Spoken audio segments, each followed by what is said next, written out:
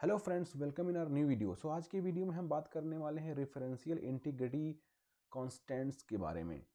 Referential integrity constants are rules that ensure relationship between tables remain consistent. They enforce that a foreign key in one table must either match a value in the referenced primary key of another table or be null. This guarantees the logical connection between related tables in a relational database. Why referential integrity constants are important? Because it maintains consistency, prevents orphan records, enforces logical relationship. चलिए आइए मैं with example करके देखते हैं इसको। जैसा कि हमने पिछली वीडियोस में दो टेबल क्रिएट किए हुए थे, पहला TBL एम्प्लॉय और दूसरा TBL सिटी। आइए मैं इस टेबल को एक बार फिर से देखते हैं कि हमने क्या प्राइमरी की और क्या फॉरेन की क्रिएट किए हुए थे। हमने दो टेबल क्रिएट किया था TBL एम्प्लॉय। यहाँ पर हमने एक प्राइमरी की क्रिएट किया हुआ था और दूसरा फॉरेन की, और एक कांस्टेंट हमने क्रिएट किया था डिफ़ॉल्ट कांस्टेंट्स। और दूसरा हमारा टेबल है सिटी, TBL सिटी। यहाँ पर हमने एक प्राइमरी की क्रिएट किया हुआ है ID कॉलम पर और दूसरा हमारा कॉलम है। एक बार मैं देखता हूँ हमारे पास क्या डेटा है अभी इन दोनों टेबल्स में।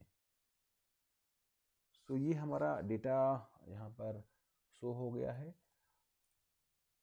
रेफरेंशियल इंटीग्रिटी, लाइक हमने यहाँ पर हमारे TBL एम्प्लॉय में एक रिलेशन है सिटी ID कॉलम पर जो कि फॉरेन की है, और ये रिफ़र करता है, ये डेटा रखता है प्राइमरी की टेबल की ID वैल्यूज़ को। Like 3 equals to Delhi. यहाँ पर अगर आशीष का सिटी ID 3 है तो वो मीन्स वो दिल्ली से बिलोंग करता है। और अगर मैं यहाँ से अपने पेरेंट टेबल से, जो प्राइमरी की टेबल है, वहाँ से अगर लेट्स से कि मैं ये 3 ID वाला रिकॉर्ड डिलीट करता हूँ तो यहाँ पर ये क्या होगा, आशीष वाले रिकॉर्ड का क्या होगा, क्योंकि यहाँ पर वो सेम ID यूज़ हो रही है। तो अगर हमने जैसा कि हमारा दोनों टेबल रिलेशनल इंटीग्रिटी मेंटेन कर रहे हैं, अगर मैं वहाँ से ये रिकॉर्ड डिलीट करूँगा दिल्ली वाला, तो यहाँ पे वो रिकॉर्ड डिलीट होने नहीं देगा। तो इसके लिए आइए मैं आपको एक बार दिखाता हूँ कि जब हम फॉरेन की क्रिएट करते हैं तो वहाँ पर ऑप्शंस होते हैं। आइए मैं आपको दिखाता हूँ। हम TBL एम्प्लॉय में जाएंगे और कीज़ में जाएंगे। ये हमारा फॉरेन की है सिटी ID कॉलम पर। इसको हम ओपन करेंगे मॉडिफाई मोड में।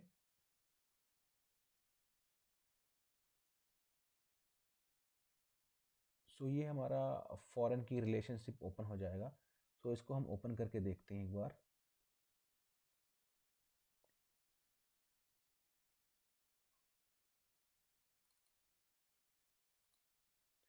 ये हमारा टेबल एंड कॉलम स्पेसिफिकेशन है। एक बार हम देख लेते हैं टेबल एंड कॉलम स्पेसिफिकेशन क्या है।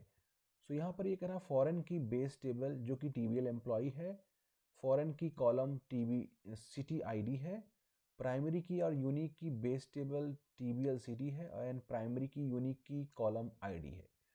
और यहाँ पर ये कांस्टेंट का नेम है TBL employee city ID _FK foreign key. यहाँ पर हमारे पास टेबल डिज़ाइनर में दो ऑप्शन होता है। ये हम यस या नो कर सकते हैं, इनेबल डिसेबल कर सकते हैं। Enforce for replication, enforce foreign की कांस्टेंट। यहाँ पर एक और आगे जाएंगे तो यहाँ पर हमारे को इंसर्ट एंड अपडेट स्पेसिफिकेशन मिल जाता है। यहाँ पर डिलीट रूल और अपडेट रूल होता है। यहाँ पर हमारे पास चार ऑप्शंस मिल जाते हैं जो कि no action, cascade, set null, set default. No action में अगर मैं लेट्स से कि मैं प्राइमरी की डेटा डिलीट करता हूँ तो वो क्या करेगा, वो रोल बैक कर देगा, कोई एक्शन नहीं करेगा अगर वो नो एक्शन सेलेक्टेड है तो। और अगर यहाँ पर कैस्केड सेलेक्टेड है तो वो उस केस में क्या करेगा, वो उन सारों रोज को भी डिलीट कर देगा जो रिलेटेड टेबल में आईडी को रिफ़र कर रहे हैं।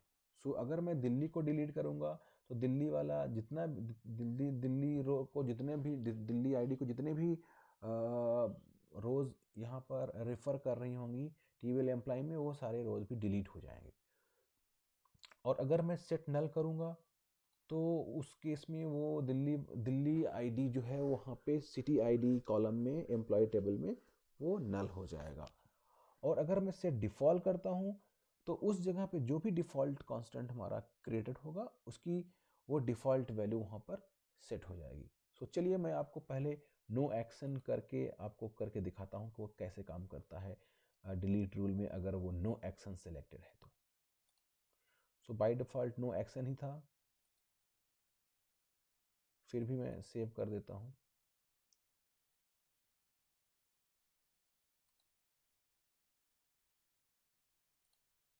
सो अब मैं जाऊंगा और ये डेटा डिलीट करने की कोशिश करूंगा, थर्ड वाली। अब मैं TBL सिटी से ID3 को डिलीट करके देखता हूँ कि क्या अलर्ट आता है नो एक्शन के केस में। सो चलिए क्वेरी लिखते हैं डिलीट की, delete from TBL city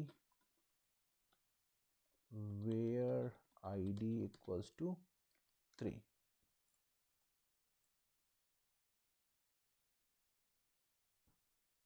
so यहाँ पर ये रोल बैक कर दिया है, statement has been terminated. The delete statement conflicted with the reference constants TBL employee city ID FK. The conflict occurred in database ERP table TBL employee column city ID. The statement has been terminated. हमारा statement terminate हो गया है due to referential integrity की constant की वजह से। सो अब हम चलते हैं यहाँ पर उसको चेंज करके दूसरा ऑप्शन कर देते हैं।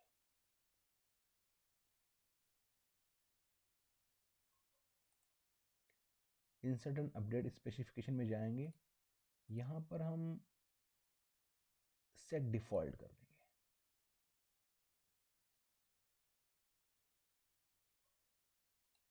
उसके बाद सेव कर देंगे।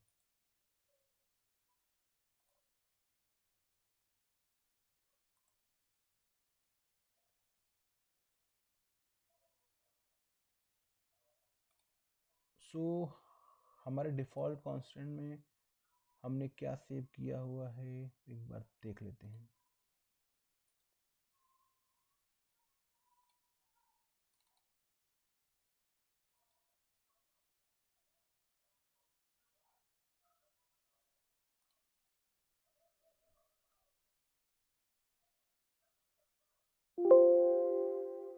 हमने डिफ़ॉल्ट कांस्टेंट में 3 सेट किया हुआ है, तो मैं कुछ डिफरेंट करूँगा, डिफरेंट सेट करूँगा। ओके, सो अब मैं यहाँ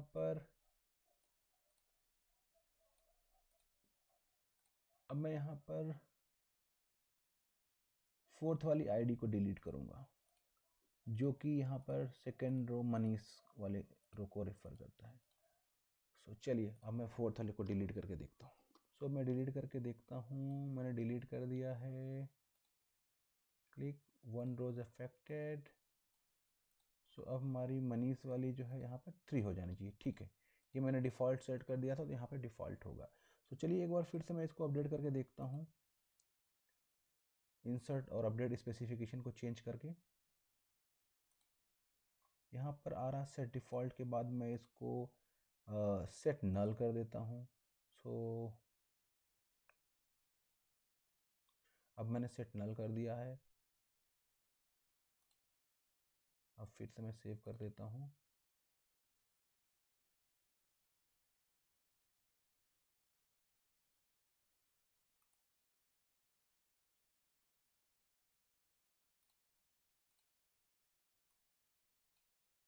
अब मैं जो भी अपडेट करूँगा आईडी, वो रेफरेंशियल आईडी यहाँ पर नल हो जानी है। सो चलिए मैं सेकंड वाली आईडी को अपडेट करता हूँ, तो इस केस में यहाँ पे नल हो जाना चाहिए फिफ्थ रो मार्क वाली। सो मैंने क्या किया, मैंने सेकंड को सिटी टेबल से सेकंड को मैं डिलीट करूँगा तो यहाँ पर जहाँ भी सेकंड रेफर कर रहा होगा वहाँ पर वो नल सेट हो जाएगा। सो मैंने सेकंड को डिलीट किया और यहाँ पर रो सक्सेसफुल हो गई है। अभी मैं देखता हूँ यहाँ पर ये इसने मार्क का नल सेट कर दिया है। सो अब हम लास्ट ऑप्शन सेलेक्ट करेंगे वहाँ पे जाके फॉरेन की में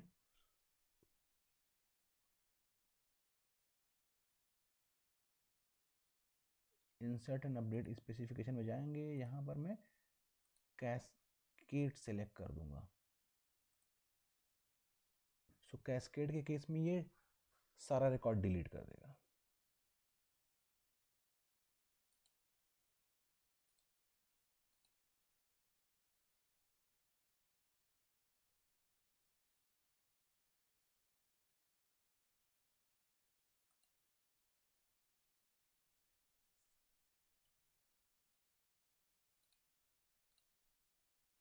अब मैं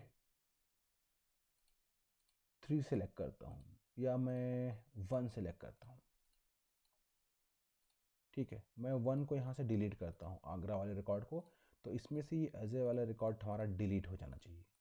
ठीक है, क्योंकि मैंने कैस्केड ऑप्शन सिलेक्ट कर दिया है इंसर्ट एक्शन में। सो अब मैं 1 वाला डिलीट कर रहा हूँ। 1 रोज अफेक्टेड, मैं क्वेरी सेलेक्ट करके देखता हूँ। गुड, यहाँ से फर्स्ट रिकॉर्ड डिलीट हो चुका है।